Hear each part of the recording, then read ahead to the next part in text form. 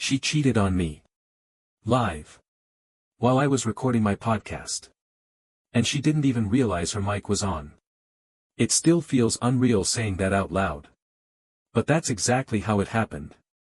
That night I was doing a solo episode, just me, the mic, and a cup of black coffee. The topic? Trust in modern relationships. Ironic, right? Around 15 minutes in, I heard static. Then a click. At first, I thought it was just my mic acting up. I even muttered something like, "Sorry folks, technical hiccup." But then I heard her voice. Laura. She was laughing. "You know what's funny," she said.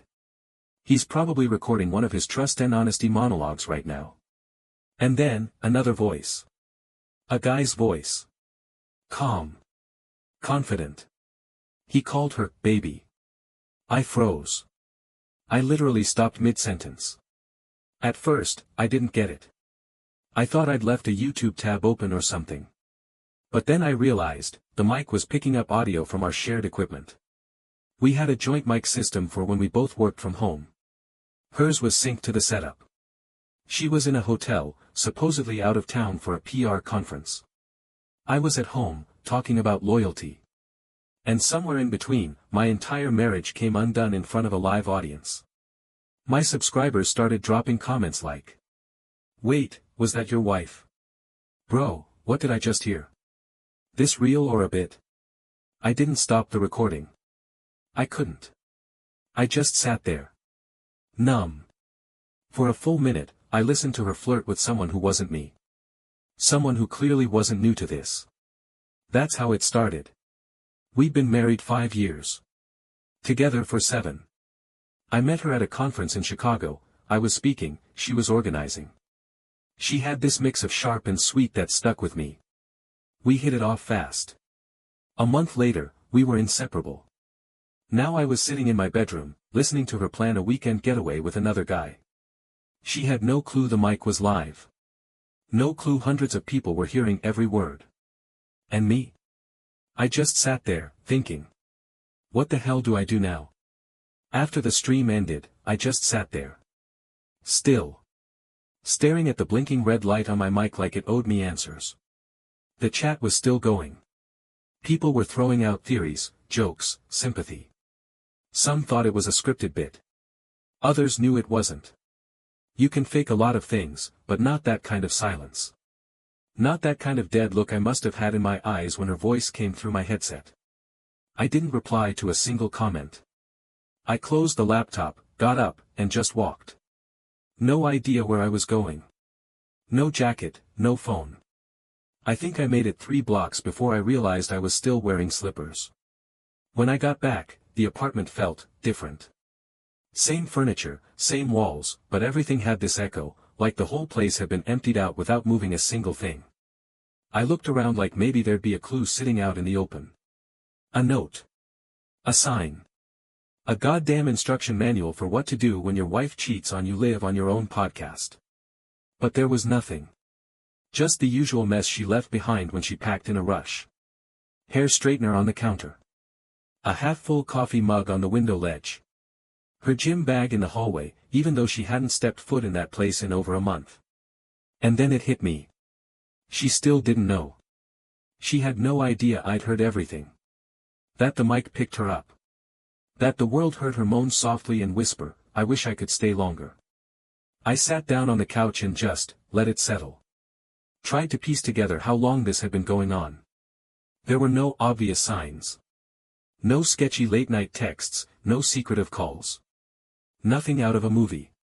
Just little changes you don't catch until it's too late. But looking back, the late meetings, the girls' trips, the way she stopped asking about my episodes, that was the trail. Quiet, but it was there. And the guy? No clue. I'd never heard his voice before. Smooth, deep. The kind of guy who probably says, "Trust me," and people do, even when they shouldn't. He didn't sound nervous. He didn't whisper like they were hiding. He spoke like a man who thought he'd earned his place in her life. And maybe he had. That thought alone made me sick. I opened my phone. Texted her one word. "Call me." 10 minutes passed. Nothing. I sent another.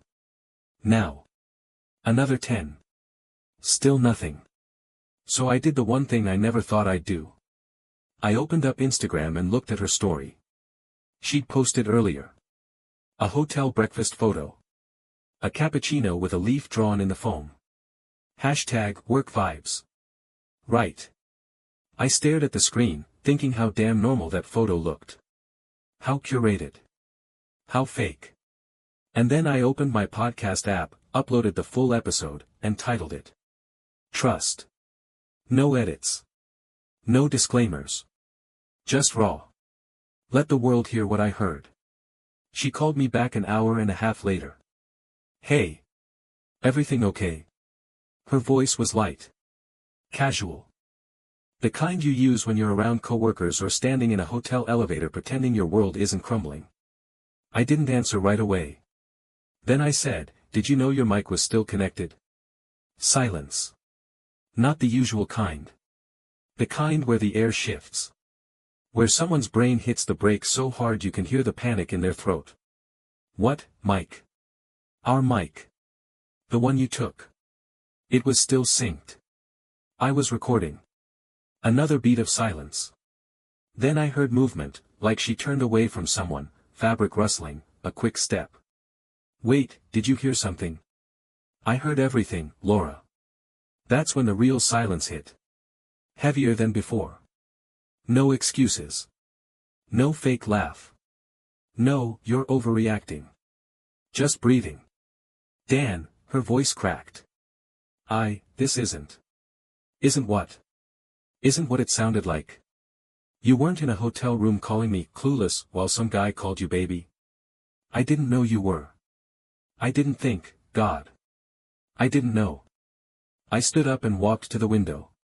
I wasn't even looking outside, I just needed to move. My hands were shaking. How long? She didn't answer. How long, Laura? She exhaled, and in that breath, I knew. I didn't need a number. I didn't need names. That sound, it told me this wasn't a mistake. This wasn't new. This was just the first time I knew. About 6 months, she finally said. Quiet. Like she hoped whispering it would soften the hit. 6 months. I actually laughed. Not loud, just one of those short, bitter exhales you don't mean to make. With who? Silence. Do I know him? She hesitated. No. You've never met. Liar. I didn't say it out loud, but I thought it with everything in me. The way he talked to her, the way she responded, that wasn't some stranger. That was someone close. Someone too familiar. I'm coming back tomorrow, she said. No. You're not. Dan, we have to talk about this. We're talking now. And I've heard enough. Then I hung up. And for the first time in years, the apartment actually felt quiet. Really quiet. After I hung up, I just stood there for a while. Still by the window. Just breathing. My phone buzzed again. Laura calling. I didn't pick up. Then a text. Please, Dan. Can we talk? What was there to talk about? I sat down on the floor, not even the couch. Just the damn floor. Leaned back against the wall like my bones forgot how to hold me up. I think the hardest part wasn't what she did. It was the fact that while I sat here questioning everything, she was still out there living her double life. Eating breakfast with him. Laughing. Probably sipping wine, making toasts like nothing happened. 6 months. That wasn't an accident. That was a second relationship. That was routine. They probably had favorite restaurants, inside jokes, stupid names for each other. I bet he even knew what kind of wine she liked better than I did. And yet here I was, still trying to figure out if I missed a red flag. I didn't sleep that night. Not even close. I scrolled through our old messages. Not to torture myself, I don't know why, really. Maybe I was searching for the exact moment things started to shift. I went back 6 months. She'd been distant, sure. Busier with work. Always tired. But there were still, "I love you" texts. Still selfies. Still the occasional, "miss you, baby," with a heart emoji. And now I couldn't stop wondering. Did she text me that while lying in bed with him? I opened my podcast app and watched the numbers climb. The episode was blowing up. Listens, shares, comments. People weren't sure if it was real. Some were praising the storytelling. Others were angry, saying it was too raw, too personal. Too personal. It was my life. By 6 a.m., I was still wide awake. I got in the shower and stood there with the water running so long the bathroom mirror fogged over completely. That's when I made a decision. If I just waited for her to come back, I'd explode. The silence would eat me alive. So I opened my laptop and started typing. Not a script. Not a statement. Just, truth. I wrote everything that happened. Word for word. The mic picking her up, the guy's voice, my reaction. I didn't name names, didn't make it tabloid. Why? Just the raw timeline. Then I posted it as a blog entry on the podcast website. Title: When Trust Fails You Live. Within an hour, I had emails pouring in. Not hate. Support. Stories. Strangers telling me about their own betrayals. Some were comforting. Some made me feel even worse, like they were saying, "Welcome to the club." I didn't want to be in that club. At around 11 a.m., I finally answered one of Laura's messages. It just said, "I'm coming home early. I'll be there tonight." I stared at the screen, thinking of 100 replies I could send. None of them felt right. So I didn't respond at all. Instead, I got up, grabbed a duffel bag, and started packing. Not for her. For me. I didn't know where I was going yet, but I knew one thing. I couldn't be in that apartment when she walked back in like it was still our home. I left an hour before she was supposed to get home. No note. No dramatic goodbye. I just grabbed a bag, threw in a few clothes, my laptop, charger, and mic, locked the door behind me. Didn't look back. I checked into a cheap motel on the edge of town.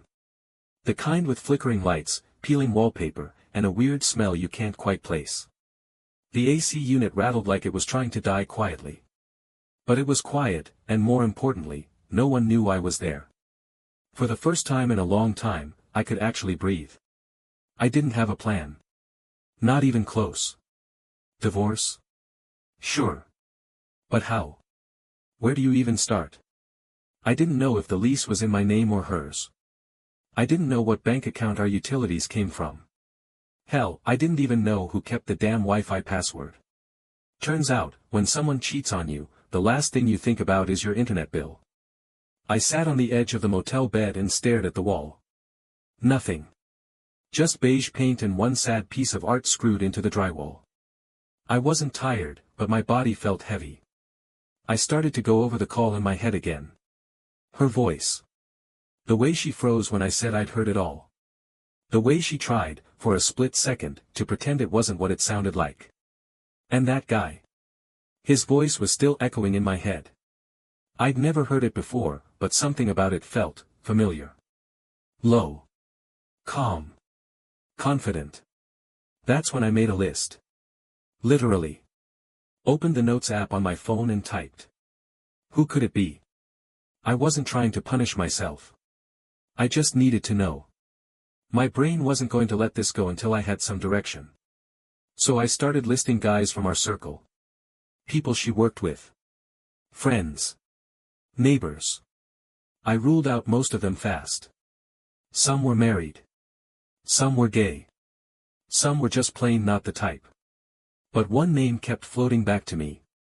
Eric. He used to work with Laura. Tech guy. A little too smooth. Always had an opinion on wine, movies, and how everyone else's relationships sucked. I remembered a dinner party we hosted a year ago. He brought some fancy bottle of French something and spent the night making Laura laugh louder than I'd heard her laugh in weeks. I thought nothing of it then. Just a guy trying too hard to be liked. But now. It didn't sit right. He wasn't on her Instagram. Not tagged. Not mentioned. He hadn't liked any of her posts in months. Which, for a guy who used to comment heart emojis on her food pics. Weird. That night, I clicked into his profile. Private. Still had a profile pic, just him and a mountain. Real original. But then I noticed something strange. One of his tagged photos showed him at a hotel bar. Same hotel Laura posted from 2 days ago. Same goddamn bar stool pattern in the background. I zoomed in. Checked the date. Same night she said she was too tired to talk. My heart didn't even race. It just dropped. Like it had finally decided to give up on hope. I didn't screenshot it. Didn't send it to her. What was the point? I closed the app, turned off my phone, and just sat there in the dark motel room. Somehow, knowing made it worse. She got back to the apartment that evening. I know because she called me 3 times in a row, then sent a text. Where are you? Please, Dan. The apartment's empty. Empty. Yeah. That's about right. I didn't respond. I just sat on the motel bed, staring at my phone.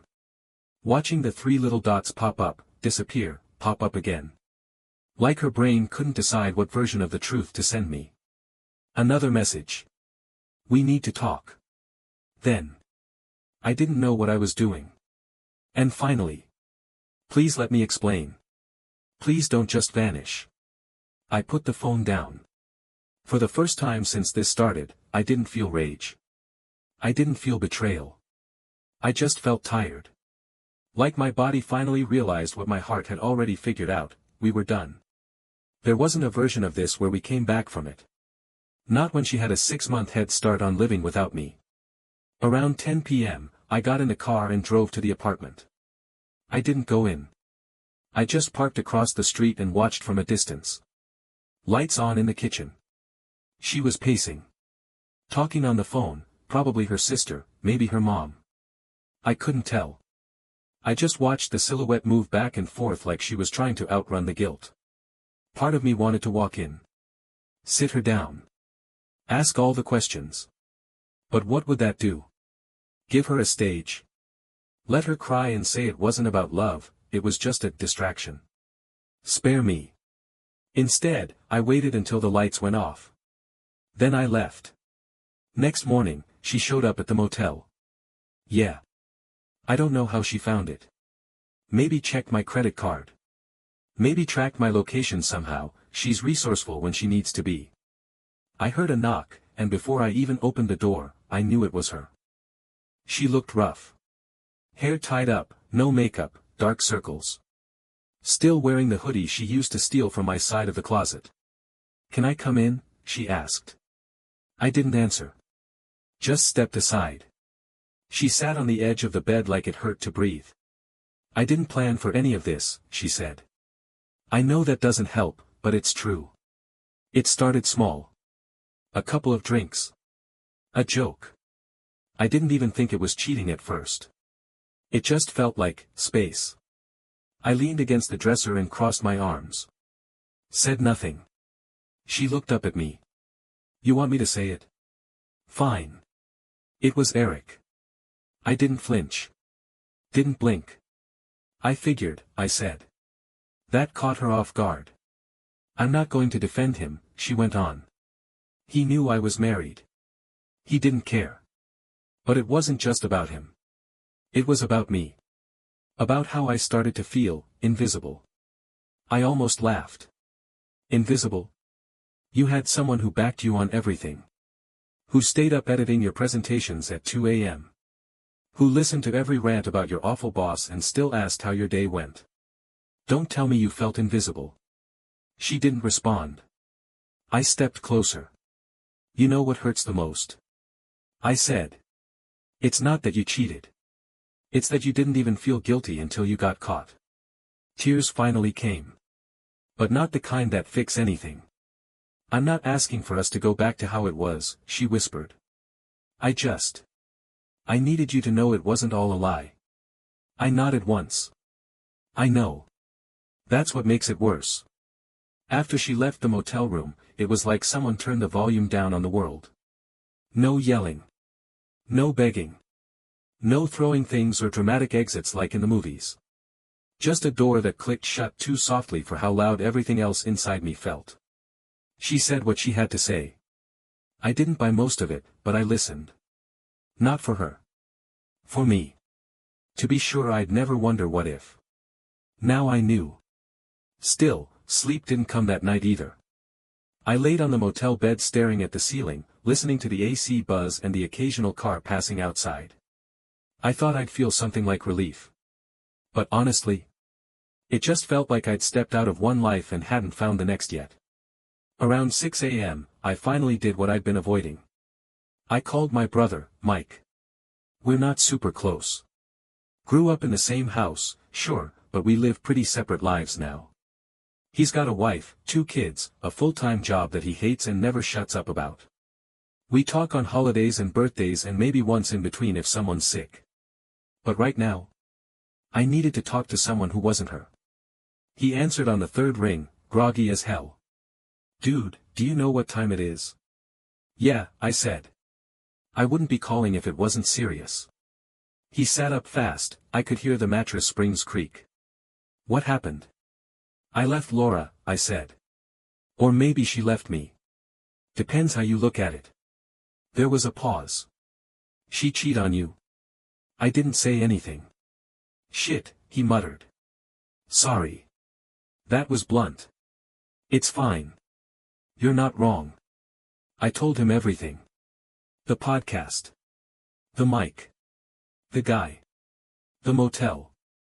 Not every detail, but enough that he didn't need to ask more. Mike listened. No interruptions. Just quiet breathing on the other end of the line. When I finished, he said, "You want to crash here for a bit?" That actually caught me off guard. Mike isn't the sentimental type. His wife, Anna, even less so. They've got a full house and not a lot of patience for surprises. But right now, the offer felt like someone handing me a flashlight in the dark. Yeah, I said. Thanks. Bring coffee when you come. Anna's not gonna go easy on you otherwise. I almost laughed.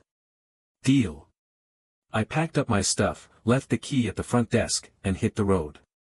It wasn't a long drive, maybe 40 minutes to his place in the suburbs. But it felt like crossing into a new version of my life. When I pulled into his driveway, the front door opened before I even got out of the car. Mike stood there in gym shorts and a hoodie, holding a cup of coffee in one hand and a half-eaten granola bar in the other. You look like hell, he said. Thanks. I was going for, emotionally destroyed but holding it together. He smirked and stepped aside. Nailed it. Anna wasn't thrilled, but she was polite. Gave me the guest room, clean towels, and a thin smile that said don't make this a habit. I didn't plan to. That first night at their place, I laid on the twin bed in the guest room staring at the ceiling again, only this time there were dinosaur stickers above me, leftover from their son when he was little. Somehow, they felt comforting. Like even chaos had a past. Even pain lived in rooms where someone once stuck a cartoon T-Rex on the wall and thought it was the coolest thing in the world. The next morning, Mike knocked on the door. You alive? He asked. Barely. Want to get out of the house? Grab breakfast or something? I hesitated. Then nodded. Yeah. I think I need that. Mike took me to this little diner near his office, one of those places where the waitresses call you "hon" and refill your coffee without asking. I'd never been there before, but somehow it felt familiar. We didn't talk much at first. Just ordered pancakes and eggs, stared at the menu like we hadn't already made up our minds. Then he said, "So, what now?" I shrugged. I file, I guess. I mean, what else is there? You sure? Am I sure I want to stay married to someone who was sneaking around with another guy for 6 months? Yeah, Mike. I'm pretty sure. He nodded. Fair. There was a pause. Then I said, she didn't even try to deny it. That's the part that sticks with me. Like she was ready to confess the second I said I knew. Maybe she was just tired, he said. Of the marriage? Of pretending. I stirred my coffee. Thought about that. About all the times she smiled at me with that tired look in her eyes. How I chalked it up to work stress, deadlines, whatever. Maybe it was just the weight of a secret growing too big to carry. After breakfast, I called a lawyer. Found one through a referral Mike gave me, a woman named Shelley who didn't sound like she gave a damn about feelings, only paperwork. That was exactly what I needed. We scheduled a consultation for the next day. I also did something else that afternoon. Something that felt a little more like closure. I went back to the apartment. Not to see her. Not to talk. Just to pick up what was mine. She wasn't there when I arrived. I didn't tell her I was coming, didn't ask if it was okay. I still had my keys. I walked in, opened the hall closet, and started collecting. Books. My mic setup. My old flannel jacket she always borrowed and claimed looked better on her. I didn't look around too much. Didn't go into the bedroom. Just took what I needed and left the rest behind. Except one thing. On the kitchen counter, there was a small ceramic dish. We bought it at a flea market in Portland on our first anniversary. She used it for her rings. That thing had moved with us from city to city, apartment to apartment. It was just, always there. And now it was empty. I don't know why, but I put it in my bag. Maybe I needed the reminder. When I got back to Mike's, I threw everything in the guest room and just sat down on the floor. Back against the wall. Hands in my hair. And I cried. Not loud. Not dramatic. Just quiet, steady, ugly tears that tasted like guilt and failure and things I didn't say when I had the chance. I didn't cry because I missed her. I cried because I missed the version of me that believed we were solid. That we were real. Later that night, I opened my email. Found a message from her. The subject line was just. Please read. I hovered over it for a full minute before clicking. The message was short. No apologies. No long explanation. Just this. I'm sorry I didn't tell you the truth when I should have. You didn't deserve that. I'll sign whatever you send. No fight. I'll stay out of the podcast. Out of your life. You don't owe me anything. Laura. I read it twice. Then I closed the laptop, laid back on the floor, and stared at the ceiling. For the first time since it all started, I felt something close to peace. The papers came faster than I expected. Shelley, the lawyer, didn't waste time. If she's not contesting anything, she said, we can wrap this up pretty quick. I signed my half. Laura signed hers 2 days later. Just like that, 5 years of marriage turned into a PDF and a FedEx envelope. Mike came home that night and found me sitting at the kitchen table with the envelope still sealed in front of me. I'd picked it up from Shelley's office, but I hadn't opened it yet. He grabbed a beer from the fridge, leaned on the counter. You gonna look at it? He asked. Not yet. You waiting for the ink to dry spiritually or something? I smiled for the first time in days. Not big. But real. Nah, I said. Just, not in a rush to hold proof in my hand, I guess. He didn't push. We watched TV that night, something dumb, full of explosions and bad acting, and for a couple hours, it worked. My brain shut up. My chest stopped feeling so tight. But when I went back to the guest room and finally opened the envelope, it hit me harder than I expected. There it was. Our names.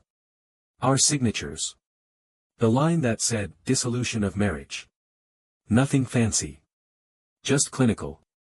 Cold. And final. I didn't cry this time. I didn't rage. I just felt, done. Like a switch had flipped and the noise finally stopped. The next morning, I got up early, grabbed coffee from a gas station, and parked at the lake a few miles from Mike's place. Sat on a bench.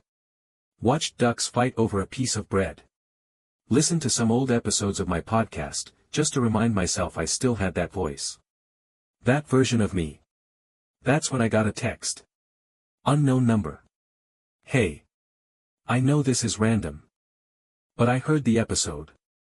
I recognized what you were going through. Just wanted to say, you're not alone. No name. Just that. I stared at it, unsure how to respond. Then I realized something.